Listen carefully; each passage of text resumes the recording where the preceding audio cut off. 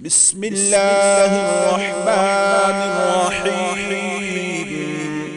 ياسين والقرآن الحكيم إنك لمن المرسلين على صراط مستقيم تنزيل العزيز الرحيم لتنذر قوما ما أنذر آباؤهم فهم غافلون.